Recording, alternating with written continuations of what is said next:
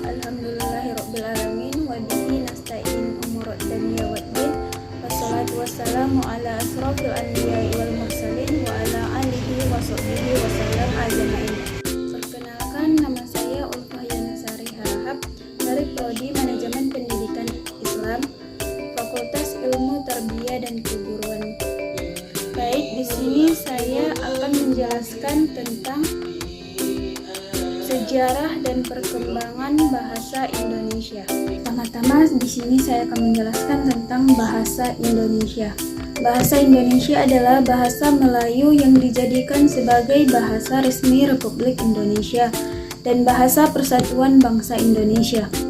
Bahasa Indonesia diresmikan penggunaannya sesudah Proklamasi Kemerdekaan Indonesia, tepatnya sehari sesudahnya. Bersamaan dengan mulai berkelanjutan konstitusi di Timor Leste, bahasa Indonesia berstatus sebagai bahasa kerja. Bahasa Indonesia merupakan bahasa resmi Indonesia dalam setiap peradaban manusia. Bahasa selalu hadir di tengah-tengah mereka. Bahasa dan manusia merupakan satu kesatuan yang tidak dapat dipisahkan. Hal ini dapat dilihat dari bagaimana bahasa bertindak sebagai suatu media yang membantu manusia dalam kehidupan sehari-hari. Perkembangan bahasa Indonesia selalu memiliki keunikan tersendiri.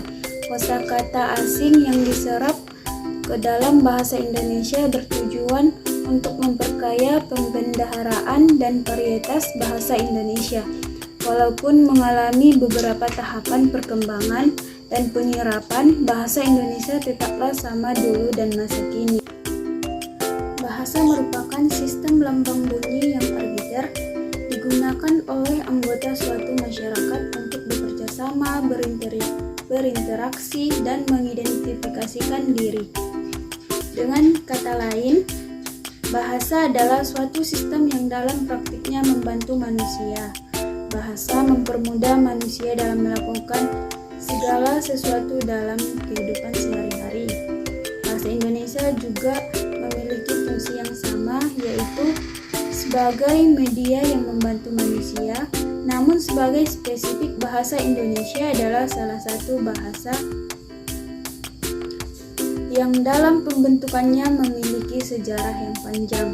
Istilah Melayu atau Malayu berasal dari Kerajaan Melayu, sebuah kerajaan Hindu-Buddha pada masa zaman ke-7 di hulu Sungai Batanghari, Jambi di Pulau Sumatera. Sah secara geografis, semula hanya mengacu kepada wilayah kerajaan tersebut yang merupakan sebagian dari wilayah Pulau Sumatera. Dalam perkembangannya, pemakaian istilah Melayu mencakup wilayah geografis yang bertambah lapang dari wilayah kerajaan Melayu tersebut, mencakup negeri-negeri di Pulau Sumatera sehingga pulau tersebut dinamakan juga Bumi Melayu seperti dibicarakan dalam Kakawin Nagarak Retagama.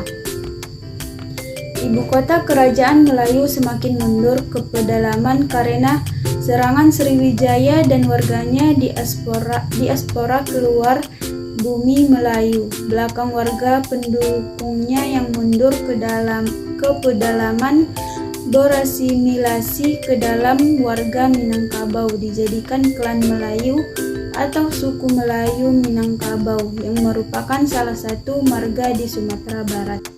Bahasa Melayu kuno yang dijadikan bertambah sempurna di Bumi Melayu tersebut berlogat O, seperti Melayu Jambi, Minangkabau, Kerinci, Palembang, dan Bengkulu.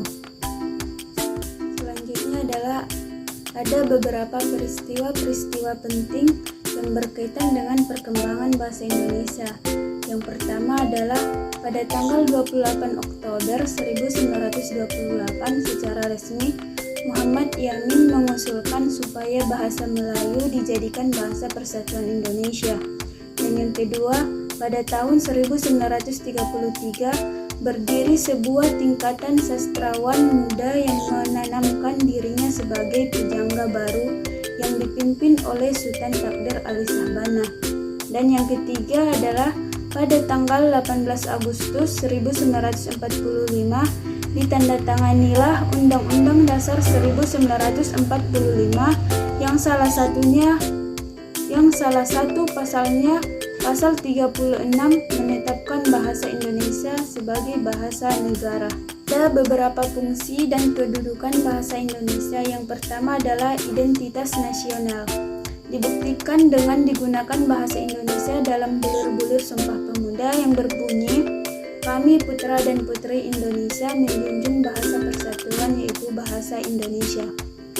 Sebagai identitas nasional, para duta besar, para menteri luar negeri, presiden, dan lain sebagainya wajib menggunakan bahasa Indonesia ketika mereka berpidato untuk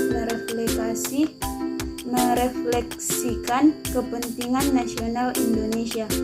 Yang kedua, lambang kebangsaan bangsa. Dibuktikan dengan masih digunakan bahasa Indonesia sampai sekarang ini. Dan yang ketiga adalah alat komunikasi. Dibuktikan dengan digunakan bahasa Indonesia dalam berbagai macam media komunikasi, misalnya radio, koran, televisi, buku, dan lain sebagainya. Dan yang terakhir adalah alat pemersatu bangsa. Dibuktikan dengan digunakannya bahasa Indonesia sebagai alat pemersatu bangsa yang berbeda suku, agama, ras, adat istiadat, dan budaya. Ada beberapa fungsi bahasa negara bahasa Indonesia. Yang pertama, bahasa resmi kenegaraan. Yang kedua, alat pengantar dalam dunia pendidikan. Yang ketiga, penghubung pada tingkat nasional untuk kepentingan perencanaan dan pelaksanaan pembangunan serta pemerintah. Dan yang terakhir adalah pengembangan kebudayaan nasional, ilmu, dan teknologi. Sekian yang dapat saya sampaikan. Wassalamualaikum warahmatullahi wabarakatuh.